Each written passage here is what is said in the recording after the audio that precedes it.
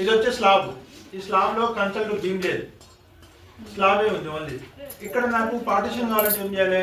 8 కి వాడాలి. దీనిలో 4 ఇక్కలు మీరు అంతా ఇంజనీర్ చెప్పండి ఏదండి రైట్. ఇది వచ్చే దీన్ని ఏమంటాం మనం? ఏఏసి బ్లాక్. దీన్ని ఫ్లాష్ అంటే బూడిద ఉంటాయి కదా, కోయిల బూడి. ఆ బూడిని సీవ్ చేసి దాన్ని ఉడకబెట్టి దాంట్లో ప్లాస్టిక్ వేసి మోల్డింగ్ తయారు చేసి ఇటుకానండి. ఓకేనా? ఇది ఓన్లీ ఎక్కడ ఉపయోగిస్తుంటాం మనం? లైట్ వెయిట్ అంటే ఎక్కడంటే మనకు పార్టీషన్ అనుకోని సందర్భంలో దీన్ని ఉపయోగిస్తుంటాం. ఇప్పుడు ఏం చేసాం అంటే టోటల్ కన్స్ట్రక్షన్ అంతా ఇదే అయిపోయింది. ఓకేనా? దీంతో కూడా కడితే హెవీ ఉంటుంది.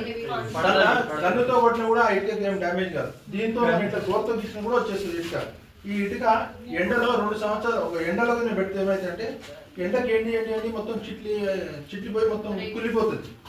ఈ ఇటుకకు ఆ గుణం లేదు, ఈ ఇటుక గట్టిగా ఉంటుంది. ఓకే, దీని పేరు వచ్చి సాలిడ్ బ్లాక్.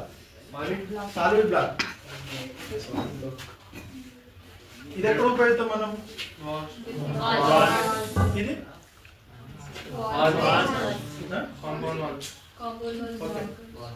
ఇది వచ్చి మనం గ్రౌండ్ భూమి లోపల అంటే వాటర్ ట్యాంక్ కానీ, సెప్టిక్ ట్యాంక్ కానీ, మెయిన్ వాల్ కానీ, షాంబర్స్ కానీ భూమి లోపల ఏ వాటర్ వచ్చినా సిమెంట్ ఇటుకతో చేయాలి. ఎందుకంటే ఇది మట్టిలో విలీనం కాదు. ఈ ఇటుకతో ఏం చేయాలి మనం? భూమి పైన చేయాలి.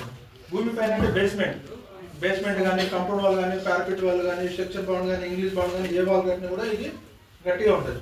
ఈ ఇటుక అనేది భూమిలో